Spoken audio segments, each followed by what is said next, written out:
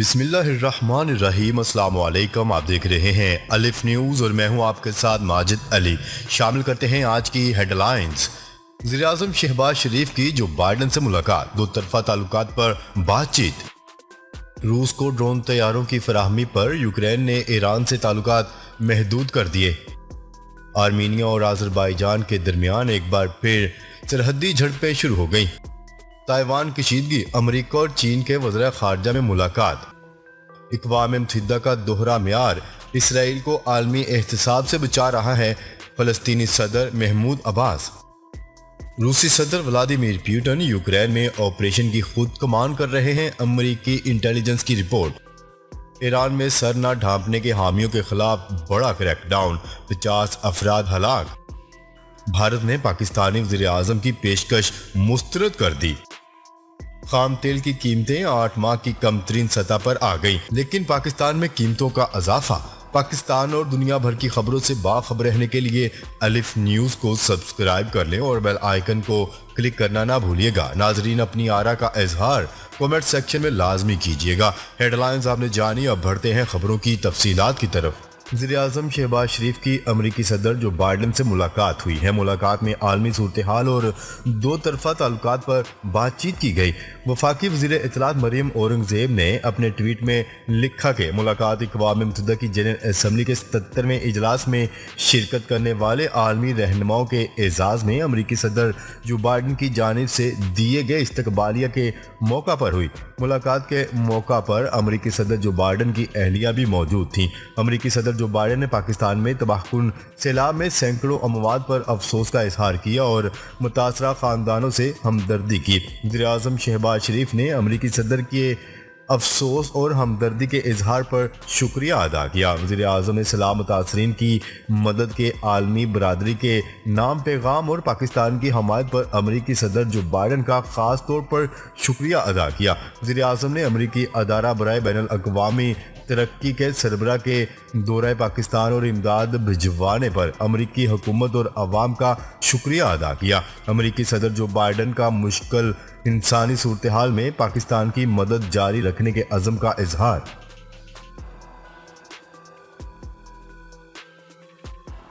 خبر کے اگلے حصے میں بات کرتے ہیں۔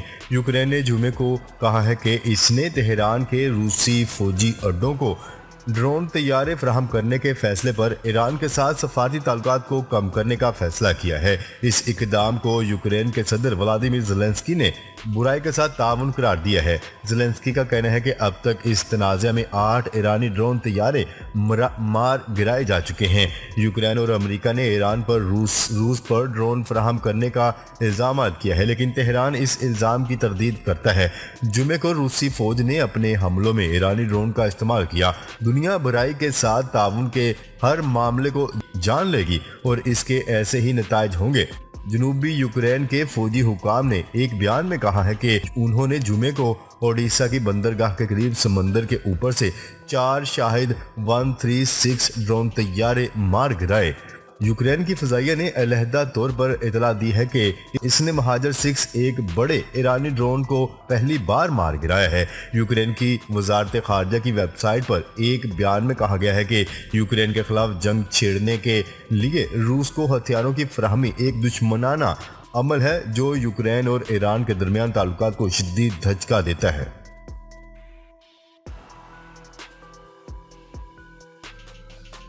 خبر کے اگلے حصے میں بات کرتے ہیں۔ آرمینیا اور آذربائیجان کے درمیان ایک بار پھر جھڑپیں شروع ہو گئی۔ فریقین نے ایک دوسرے پر جنگ بندی کی خلاف ورزی کا الزام عائد کیا ہے۔ آذربائیجان اور آرمینیا دونوں سابق سوویت ریاستیں ہیں جنہوں نے 1991 میں آزادی حاصل کی ہے۔ دونوں ریاستیں نوکار باغ کے علاقے پر اپنا حق جتاتی رہی ہیں۔ علاقے پر قبضے کے لیے کئی بار جنگ ہوئی اور ہزاروں افراد ہلاک ہوئے۔ آذربائیجان کی آبادی 1 کروڑ سے زیادہ ہے، جس میں مسلمانوں کی اکثریت ہے، جبکہ آرمینیا کی 30 لاکھ آبادی مسیحیوں پر مشتمل ہے۔ 1988 میں نوکار باغ میں آرمینیائی باشندوں نے تحریک شروع کی۔ 1991 میں اس خطے نے آزادی کا اعلان کیا تو آرمینیا اور آذربائیجان کے درمیان جنگ چھڑ گئی۔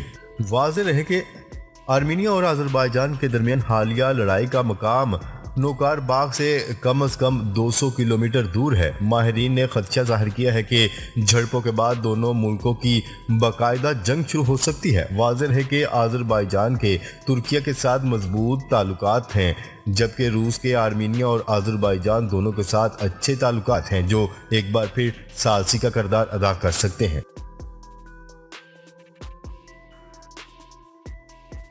खबर के अगले हिस्से में बात करते हैं। अमेरिकी वज़ीर ख़ारजा एंथनी ब्लिंकन और चीनी वज़ीर ख़ारजा वांग यी ने अक़वाम मुत्तहिदा की जनरल असम्बली के इजलास के मौका पर जुमे के रोज़ एक दूसरे से बातचीत की है। ये इजलास न्यूयॉर्क में इस वक्त जारी है। दोनों रहनुमाओं ने एक दूसरे से मुसाफा करने के साथ ही एक दूसरे का खैर मकदम किया और फिर इजलास के लिए अपने मावनीन के साथ बैठे। ताहम उन्होंने सहाफ़ियों के सवालात का जवाब नहीं दिया। इससे कबल दोनों वज़ीर ख़ारजा की आखिरी मुलाकात जुलाई में इंडोनेशिया के शहर बाली में हुई थी, जहां ब्लिंकन ने यूक्रेन के खिलाफ रूसी जंग के हवाले से चीन के मौक़िफ़ पर दबाव डालने की कोशिश की थी। न्यूयॉर्क में अपने चीनी हममनसब से मिलने से पहले एंथनी ब्लिंकन ने ऑस्ट्रेलिया, जापान और भारत के वज़ीर ख़ारजा से भी मुलाकात की। इन तमाम रहनुमाओं का ताल्लुक क्वाड ग्रुप से है, जो बहरा हिंद बहरुल काहल की सिक्योरिटी के हवाले से हालिया बरसों में बातचीत के लिए अक्सर मुलाकातें करता रहता है। बीजिंग के ख्याल में क्वाड अमेरिका की वो हिकमत अमली है जिसकी मदद से अमेरिका अपने हथियारों के साथ चीन को घेरने की कोशिश कर रहा है।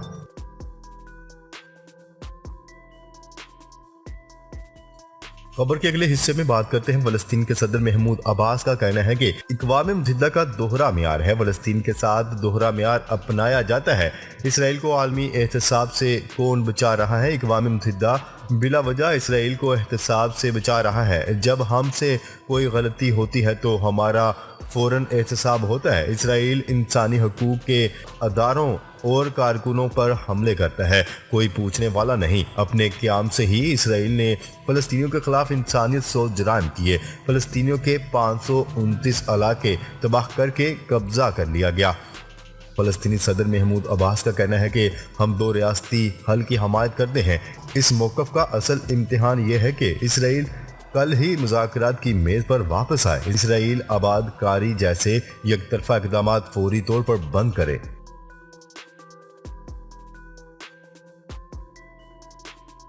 खबर के अगले हिस्से में बात करते हैं। अमेरिकी इंटेलिजेंस ज़राए ने इंकशाफ किया है कि रूसी फौज इस बात पर मुनक़िसम है कि इस माह मैदान जंग में यूक्रेन की गैर मुतवक्का पेशकदमी का मुकाबला कैसे किया जाए। अमेरिकी इंटेलिजेंस से मुंसलिक मुतअद्दिद ज़राए के मुताबिक मास्को मशरिक और जनूब दोनों में अपने आप को दिफाई अंदाज में तलाश कर रहा है। मीडिया रिपोर्ट्स के मुताबिक दो बाखबर ज़राए ने बताया है कि रूसी सदर व्लादिमीर पुतिन खुद मैदान में मौजूद जर्नैलों को बराह रास्त हदायत देते हैं। ये इंतज़ामी हरबा जदीद फौज में इंतहाई गैर मामूली है।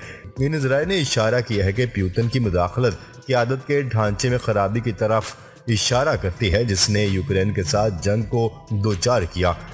इन ज़राए में से एक ने बताया है कि रूसी अफसरान की बातचीत की मुदाखलत से आपस में दलाइल और मास्को से फैसले के माखज़ के बारे में घर वापस आने वाले दोस्तों और रिश्तेदारों की शिकायत सामने आई हैं।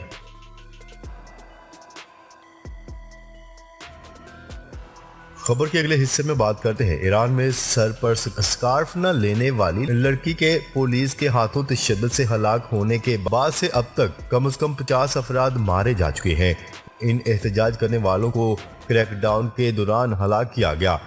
ईरानी अमूर को देखने वाले हौसलों में कायम एनजीओ के मुताबिक हलाकतों में तेजी इस वक्त आई जब जुमेरात की रात 6 अफराद को शुमाली सूबा जिलान के कस्बे रेफा नशहर में कत्ल किया गया। बाबुल और अमोल में भी हलाकतें हुई हैं। महिसा अमीनी की पुलिस के हाथों हलाकत पर एक हफ्ते के दौरान ईरान के कमोबेश 80 छोटे बड़े शहरों में एहतजाज फैल चुका है। इंसानी हकूक ग्रुप के मुताबिक अमीनी का ताल्लुक शुमाली कुर्दिस्तान के इलाके से था, इसलिए कुर्दिस्तान में भी हलाकतें हुई हैं। एनजीओज का कहना है कि 50 लोग मारे जा चुके हैं और लोग अपने हकूक और वकार के लिए एहतजाज कर रहे हैं।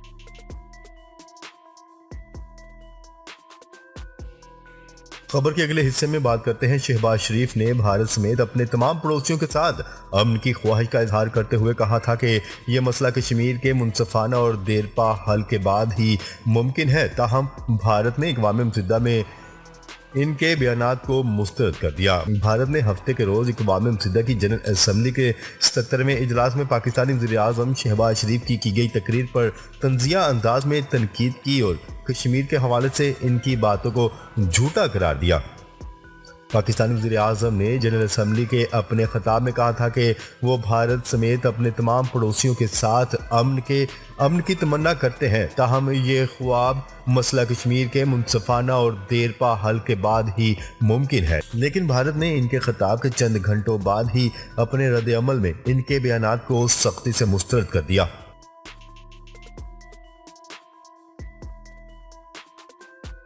خبر کے اگلے اور آخری حصے میں بات کرتے ہیں۔ خام تیل کی قیمتیں 8 ماہ کی کم ترین سطح پر آ گئیں۔ تفصیلات کے مطابق تیل کی عالمی مارکیٹ میں جمعے کے دن دوران ٹریڈنگ قیمتوں میں زبردست کمی دیکھنے میں آئی۔ نیو یارک ٹائمز کی رپورٹ کے مطابق عالمی مارکیٹ میں خام تیل کی قیمتیں گر کر 8 ماہ کی کم ترین سطح پر جا چکی ہیں۔ عالمی مارکیٹ میں فی بیرل امریکی خام تیل $78 جبکہ فی بیرل برطانوی خام تیل $84 کی سطح پر پہنچ گیا، جبکہ چند ماہ قبل تک برطانوی تیل کی فی بیرل قیمت $120 سے بھی اوپر چلی گئی تھی۔